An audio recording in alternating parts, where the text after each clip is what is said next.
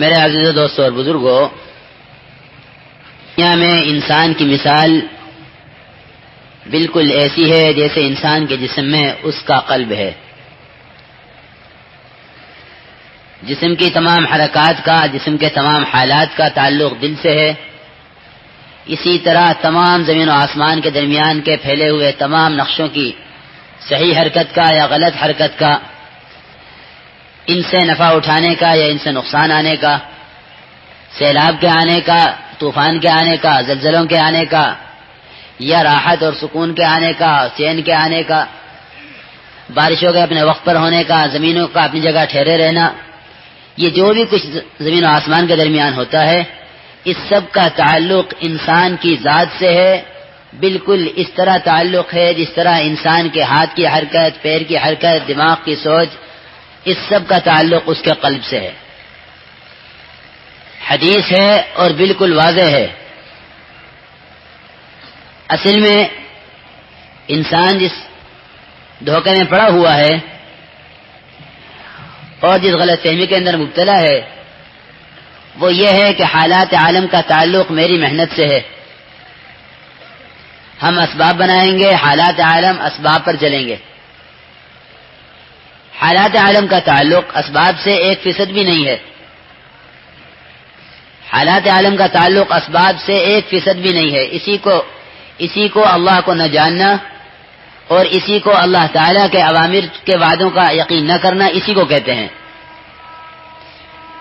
جن میں اللہ تعالیٰ کے اوامر کے وعدوں کا یقین نہیں ہوا کرتا، وہ حالات عالم کو اسباب کے ساتھ جوڑتے ہیں۔ حالات عالم کو جوڑیں گے اسباب کے ساتھ کہ جیسے اسباب ویسے حالات۔ اس لیے جو کچھ دنیا میں ہو رہا ہے یا آئندہ ہوگا، لوگ ان حالات کو اسباب کے ساتھ جوڑتے ہیں، اس لیے اسباب کی محنت میں لگے ہوئے ہیں۔ دوائیں اس لیے بن رہی ہیں کہ امراض بڑھ رہے ہیں۔ ہم نے بیماریوں کا علاج دواؤں میں اور خوف کا علاج ہتھیاروں میں اور کامیابی کا حصول، کامیابیوں کا حاصل کرنا وہ اکثریت میں یا مال میں، یہ کیا ہوا ہے۔ یہ ہماری بنیادی غلط فہمی ہے۔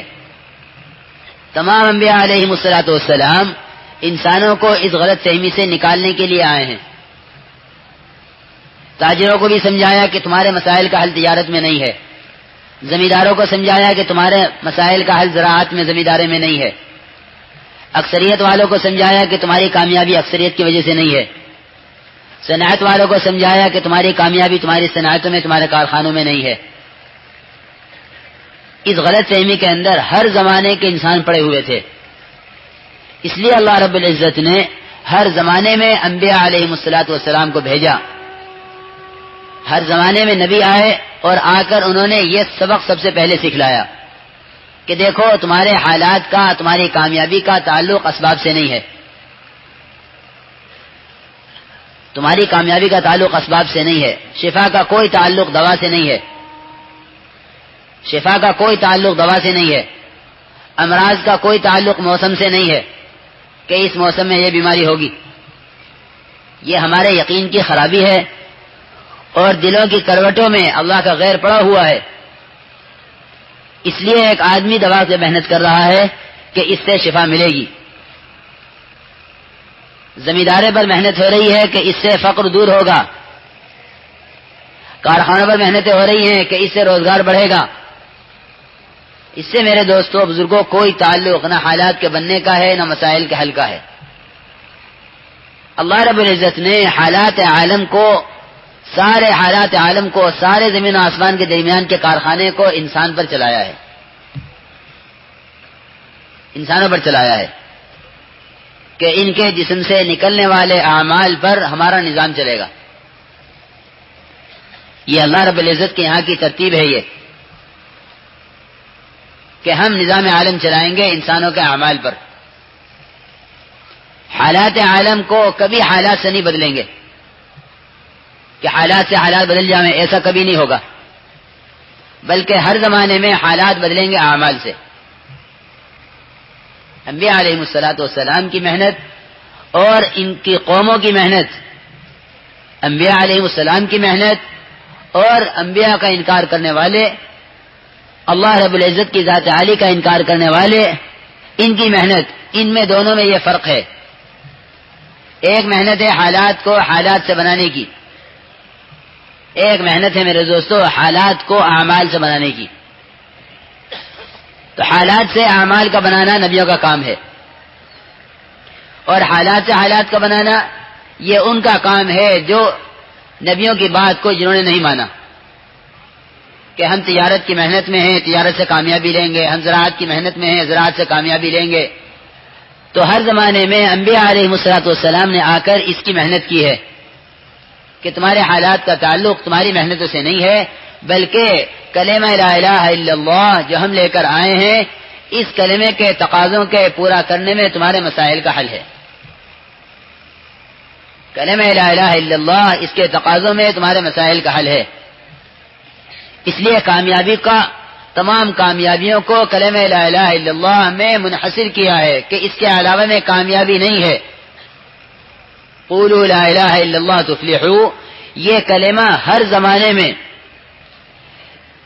تاجروں کا زمانہ ہو، کاشتکاروں کا زمانہ ہو، کارخانوں کا زمانہ ہو، ملازمتوں کا زمانہ ہو، بادشاہتوں کا زمانہ ہو، وزارتوں کا زمانہ ہو، اکثریت کا ذہن اس سے کامیابی کا ذہن، اور اکثریت سے اپنی شرافت اور اکثریت میں ہونے سے اپنی بڑائی کا ذہن رکھنے والے ہوں، ہر زمانے میں یہ کلمہ ان کے اپنے کلمے کے خلاف رہا، ہر زمانے میں کلمہ ان کے کلمے کے خلاف رہا۔ اور یہ کلمہ لا الہ الا اللہ یہ کسی زمانے میں کسی ماحول سے کسی طاقت سے یہ متاثر نہیں ہوا، کسی زمانے میں کسی طاقت سے یہ کلمہ لا الہ الا اللہ متاثر نہیں ہوا، بلکہ کلمہ لا الہ الا اللہ نے تاثر پیدا کیا اور ان سب کو متاثر کیا۔ کلمہ لا الہ الا اللہ نے ان سب کو متاثر کیا، اور متاثر یہ کیا کہ جنہوں نے نبیوں کی بات کو مانا ان کو اللہ نے یہ سارا نظام عالم ان کا پابند کر دیا،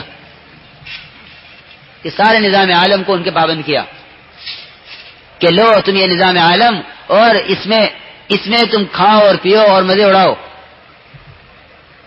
یہ نظام عالم ان کے حوالے کیا، سمندروں کو ان کے لیے مسخر کیا، ہواؤں کو ان کے لیے مسخر کیا، سارا نظام عالم ان کے حوالے کیا کہ ہم نے تمہارے لیے بنایا ہے، کلوا من رزق ربکم واشکروا لہ، کلوا من رزق ربکم واشکروا لہ، کہ کھاؤ پیو اور اپنے رب کا شکر کرو۔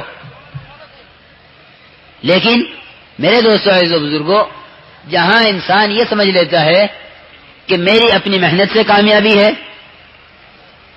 اس لیے کہ یقین کا تعلق محنت سے ہے، جیسی محنت ہوگی ویسا یقین ہوگا، جیسی محنت ہوگی ویسا یقین ہوگا۔ اگر محنت صحیح محنت ہے تو صحیح یقین بنے گا، غلط محنت ہے تو غلط یقین بنے گا۔ اور غلط یقین اس کو کہتے ہیں کہ انسان جو کچھ اپنے ہاتھ میں لیے ہوئے ہے، دنیا کی کوئی بھی شکل، وہ تجارت کی ہو یا وزارت کی ہو یا صدارت کی ہو، وہ ملازمت کی ہو یا زمینداری کی ہو، جو شکل اس کے ہاتھ میں ہے اس شکل کی محنت نے اس شکل کا یقین اس کے دل میں بٹھایا ہوا ہے، اس شکل کا یقین اس کے دل میں بیٹھا ہوا ہے۔ اور ان شکلوں سے اللہ کے اوامر کا تعلق نہیں ہے کہ جتنی یہ شکلیں آئیں گی اتنا اللہ کا امر زندہ ہوگا، کہ نہیں، اللہ کے اوامر کا تعلق دنیا کی شکلوں سے نہیں ہے، بلکہ اللہ رب العزت کے اوامر کا تعلق وہ اللہ کے وعدوں کے یقین سے ہے اور کلمہ لا الہ الا اللہ کی محنت سے ہے۔ اس لیے کہ یہ کلمہ لا الہ الا اللہ یہ اپنے ساتھ ایک یقین لایا ہے، اس کے ساتھ ایک یقین ہے کہ جب یہ لا الہ الا اللہ یقین کے ساتھ کہا جاتا ہے اور اس کی دعوت چلائی جاتی ہے، ہر زمانے میں انسانوں کو جا کر کلمہ لا الہ الا اللہ کے یقین پر دعوت دی جاتی ہے کہ کرنے والی ذات محض اللہ کی ہے۔ اپنے تمام نقشوں سے یقین جب ہٹے گا جب اپنے تمام نقشوں سے محنت ہٹ کر کلمہ لا الہ الا اللہ کے ساتھ جڑے گی. کیوں؟ اس کے بغیر، اس کلمہ لا الہ الا اللہ کے یقین کے بغیر اللہ تعالیٰ کے خزانوں سے استفادہ نہیں کیا جا سکتا. اللہ کے خزانوں سے لینا اس کلمہ لا الہ الا اللہ کے یقین کے بغیر نہیں ہو سکتا. کیوں؟ دیکھو نظام عالم ہمارے خلاف جا رہا ہے. جو اپنے بنانے والے کو نہیں پہچانے گا، اس کا مخلوق تو ساری اللہ کی ہے. اس پہ سب کا اتفاق ہے کہ بنانے والا وہ ایک تنہا ہے. تمام آسمان، تمام زمینیں، تمام ستارے، تمام چاند اور سورج اور اس کے درمیان کی تمام چیزیں اور تمام پہاڑ اور دریا اور سارے درخت اور پرندے اور چرندے اور انسان اور ساری قسمیں پانی میں ہو یا خشکی میں، وہ تمام کی تمام حیوانات کی قسمیں بنانے والا صرف ایک ہی ہے. یہ بات تو یقینی ہے. اس کے بنانے میں اس کا کوئی شریک نہیں ہے. یہ بات یقینی ہے. تب یہ بات یقینی ہے کہ بنانے والا وہی ہے اور ہر چیز بننے کے بعد اس کی تابع ہے. بننے کے بعد اس کے قبضے سے، اس کی قدرت سے باہر نہیں ہو گئی کہ اس نے چیز کو بنا دیا، اب وہ چیز بننے کے بعد اس کی قدرت سے باہر ہے. تو جب یہ بات میرے دوستو ہمارا یقین ہے اور ایمان ہے، ہمارا ایمان ہے اور یقین ہے کہ ہر چیز کا بنانے والا، ہر چیز کا پیدا کرنے والا وہ تنہا ہے، تو یہ بات آسانی سے سمجھ میں آ جانی چاہیے کہ ہر چیز میرے لیے استعمال ہونے کے اعتبار سے وہ میری پابند نہیں ہے، بلکہ وہ استعمال ہونے میں اپنے بنانے والے کی پابند ہے. وہ چیز استعمال ہونے میں اپنے بنانے والے کی پابند ہے. ایک معمولی سی مشین اپنے استعمال میں اپنے بنانے والے کی پابند ہے. تو انسان جو اشرف المخلوقات ہے، جو ہمیشہ کے لیے بنایا گیا ہے، اشرف المخلوقات ہے اور ایسی مخلوق ہے انسان کہ جتنا جلدی اس کے جسم سے عمل بنتا ہے، جتنا جلدی اس کے بدن سے عمل بنتا ہے، اتنا جلدی کوئی مشین، کوئی پرزہ یا کوئی مشین کوئی عمل نہیں کر سکتی. اگر اس کی نگاہ نامحرم پر پڑ جاوے، اتنا جلدی کوئی مشین حرکت نہیں کرتی جتنی جلدی انسان کی آنکھ حرکت کرتی ہے کہ اگر آسمان پر ہے تو زمین کی طرف پھیرنے میں، زمین پر ہے تو آسمان کی طرف لے جانے میں، مشرق میں ہے تو مغرب کی طرف پھیرنے میں، مشرق میں ہے تو مغرب کی طرف پھیرنے میں. اتنا جلدی کوئی مشین عمل نہیں بنا سکتی جتنا جلدی انسان کی آنکھ ایک ایسا عمل بنا سکتی ہے کہ اگر نامحرم پر نگاہ پڑتے ہی اگر نگاہ کو پھیر لیا تو ایسی عبادت کی اللہ کی طرف سے توفیق ملے گی جس کی لذت کو ہمیشہ محسوس کرے گا. یہ انسان کی خاصیت ہے. اتنا جلدی کوئی عمل نہیں بنے گا کہ یہ بیٹھا ہوا اپنے رخ کو پھیر لے، اس سے جلدی کوئی عمل نہیں بنے گا. اگر بیت الخلاء میں بیٹھا ہوا ہے اور قبلے کی طرف رخ کر کے پیشاب کر رہا ہے یا قبلے کی طرف پیٹ کر کے پیشاب کر رہا ہے اور اسی لمحے خیال آیا کہ قبلے کی طرف رخ نہیں ہونا چاہیے پیشاب پخانے کے وقت، اسی وقت گھوم گیا، پیشاب کرتے کرتے، پخانہ کرتے کرتے اگر اسی وقت پھر گیا تو پچھلے سارے گناہ معاف ہو جائیں گے اسی وقت. یہ انسان تو عمل کے اعتبار سے اتنا قیمتی ہے کہ بیت اللہ میں نہیں، مسجد میں نہیں، بیت الخلاء میں ایک عمل ہو رہا، یہ اس کے جسم سے نکلنے والا بیت الخلاء میں ہونے والا ایک عمل اتنی قوت رکھتا ہے، اس کے پچھلے گناہوں کو معاف کر دے. اس کی آنکھ کا صرف پھیر لینا اتنی طاقت رکھتا ہے کہ اس کو اللہ کی طرف سے ایک ایسی عبادت کی توفیق دلوا دے جس کی لذت کو یہ ہمیشہ محسوس کرے. تو انسان تو یہ تھا، لیکن میرے دوستوں، عزیز و بزرگوں، باوجود اس کے کہ اللہ رب العزت نے سارا زمین و آسمان کا کارخانہ، ہوا اس کے لیے، روشنی اس کے لیے، چاند ستارے اس کے لیے، یہ زمین اور اس میں کاش اس کے لیے، یہ دریا اور پہاڑ اس کے لیے، یہ سونے اور چاندی کی کانیں یہ اس کے لیے، سب کچھ بنایا تھا اس کے لیے، اس کو بنایا تھا اپنے لیے، لیکن اس نے حماقت یہ کی کہ سب کچھ کو اپنے لیے سمجھ کر اپنے آپ کو اپنے بنانے والے کے لیے نہ سمجھا۔ یہ اصول ہے کہ جب کوئی چھوٹا اپنے بڑے کے خلاف ہو جاتا ہے تو اس کے چھوٹے اس کے خلاف ہو جاتے ہیں۔ اس کا تجربہ ایک گھر کی فیملی میں کر لو۔ ایک گھر میں اگر چھوٹا بڑے کے خلاف ہو گیا تو یہ سارے چھوٹے اپنے بڑے کے خلاف ہو جائیں گے۔ جب انسان اپنے بنانے والے کو نہیں پہچانتا، اس کے خلاف چلتا ہے، تو اس کی ساری مخلوقات، اللہ کی بنائی ہوئی ساری مخلوق انسانوں کے خلاف ہو جاتی ہے۔ اب زلزلے آئیں گے اور سیلاب آئیں گے اور ٹرینیں جو ہے ٹکراویں گی، طرح طرح کے حوادثات آئیں گے، طرح طرح کی بیماریاں آئیں گی، قسم قسم کے مقدمات کھڑے ہوں گے کہ کیا ہوگا کہ سارا نظام عالم انسانوں کے خلاف چل رہا۔ ان حالات میں انسان حالات کو بنانے کی فکر میں لگتا ہے، اور ان حالات میں مسئلے کے حل سے، مسائل کے حل کا جو واحد سبب ہے اس سبب سے اور دور بھاگ جاتا ہے کہ حالات کو بنانے کے لیے اپنے حالات کی محنت کرتا ہے کہ زمیندار پہ حالات آئے زمیندارہ بڑھا دیا، تاجر پہ حالات آئے تجارت کی محنت بڑھا دی، ملازمت پہ ملازم پر حالات آئے تو ملازمت اور تلاش کر لی، سرمایہ داری پہ حالات آئے تو سرمایہ داری کی محنت کو بڑھا دیا۔ یہ ساری محنتیں میرے دوستوں جو ہو رہی ہیں، یہ تو اپنے حالات کو اور بگاڑنے کی طرف اور اپنے حالات کے بگاڑ کو اور دعوت دینے کی طرف ہو رہی ہیں۔ حالات سے حالات کبھی نہیں سدھرا کرتے میرے دوستوں، حالات تو اعمال سے سدھرا کرتے ہیں، حالات اعمال سے بنا کرتے ہیں، حالات سے کبھی نہیں بنا کرتے، اس کا کوئی تعلق نہیں۔ اس لیے اپنے حالات کو بنانے کے لیے انبیاء علیہ السلام والا راستہ اختیار کرنا پڑتا ہے۔ انبیاء علیہ السلام کا راستہ کیا ہے؟ انبیاء علیہ السلام کا راستہ یہ ہے کہ اللہ رب العزت کے اوامر پر اپنے آپ کو اس طرح قربان کر دو کہ اللہ رب العزت کی طرف سے فیصلے تمہارے موافق ہو جائیں، جیسے زمین سے آسمان کی طرف، جیسے اعمال زمین سے آسمانوں کی طرف جاتے ہیں، اللہ رب العزت کی طرف سے فیصلے آسمانوں سے ویسے ہی آتے ہیں۔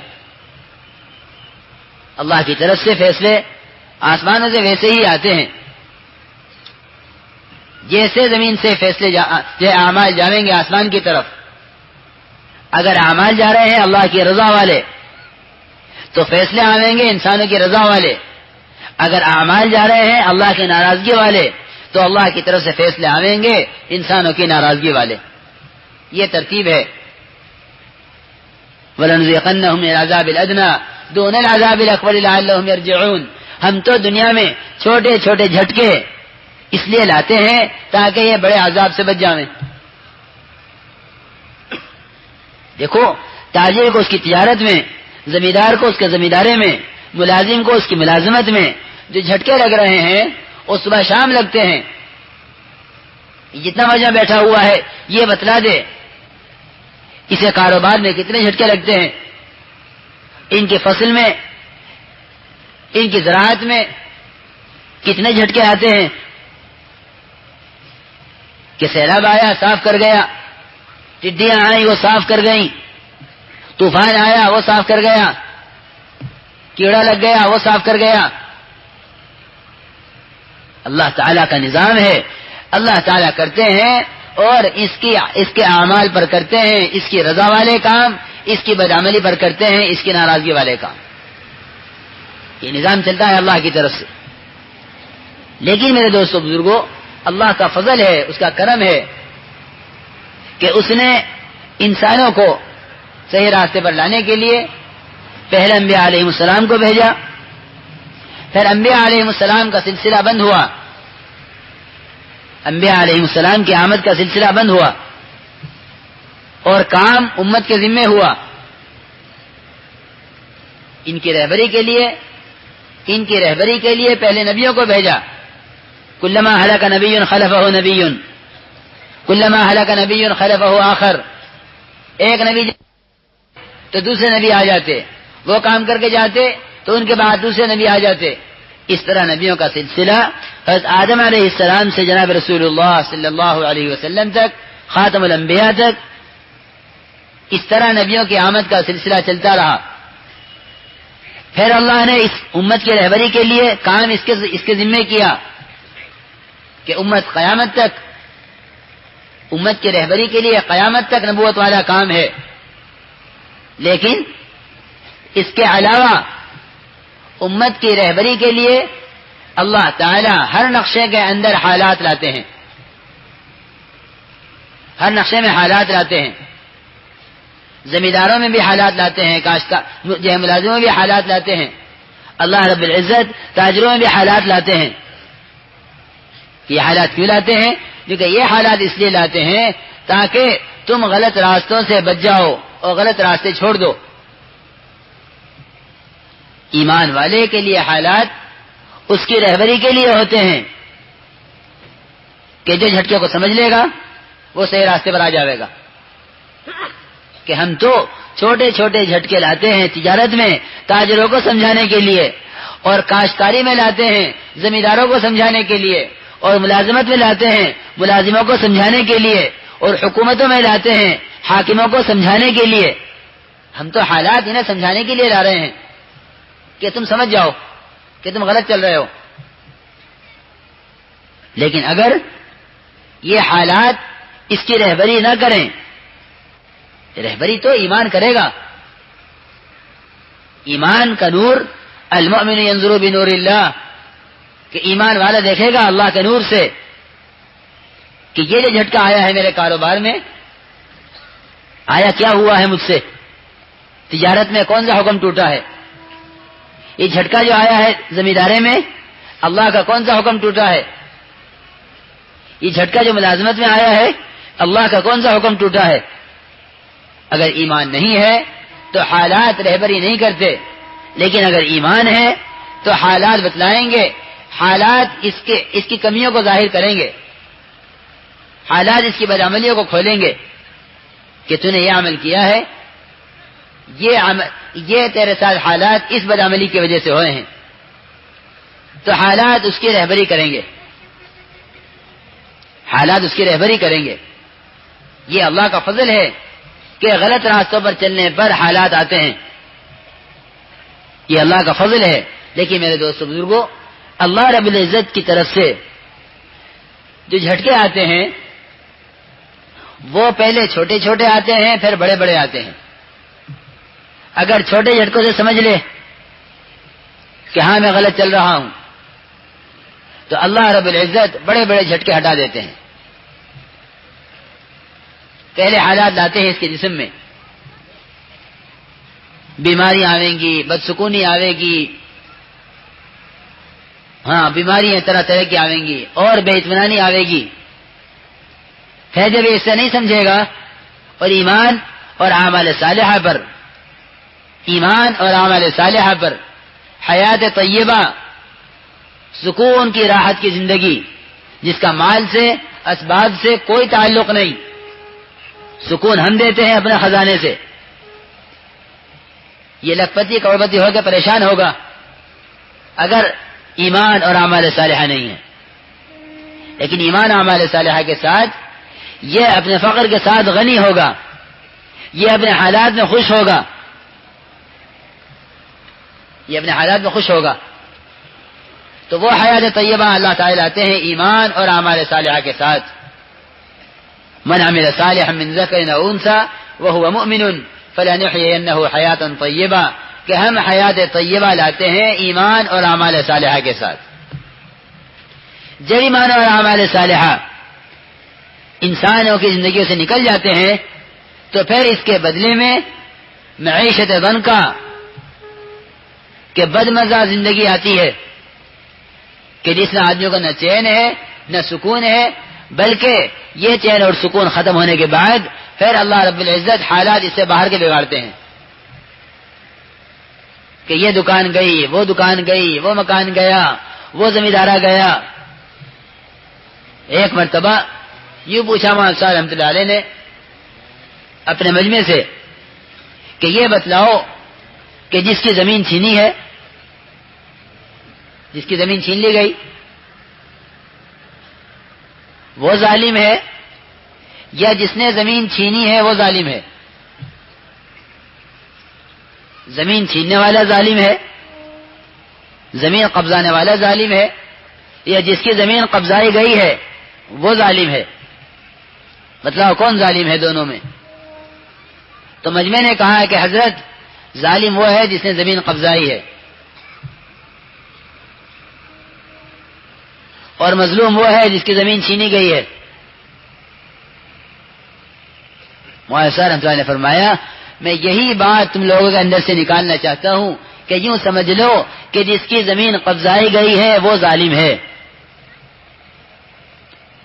ظالم وہ ہے جس کی زمین قبضائی گئی، ظالم وہ ہے جس کی دکان میں آگ لگا دی گئی، ظالم وہ ہے جس کے مکان پر قبضہ کر لیا گیا. کیوں؟ اس لیے کہ انسان کسی پر ظلم کر دے اس کو تو ظلم کہا جا رہا ہے، لیکن یہ اللہ تعالیٰ کے اوامر کو توڑے اور اللہ اس کی سزا میں اس پر کسی کو مسلط کر دے، یہ اپنے آپ کو ظالم نہیں کہتا. وما ظلمناہم ولکن کانوا ھم الظالمین، ظلم ہم نے نہیں کیا ان پر، یہ تو خود ہی اپنے اوپر ظلم کرنے والے ہیں. تو یہ فرمایا حضرت نے کہ بھئی ہم تو یہ کہیں گے کہ ظالم تو تھا کہ اللہ نے تیری زمین پہ دوسرے کو کیوں مسلط کر دیا؟ اللہ نے تیری زمین پر دوسرے کو مسلط کیوں کر دیا؟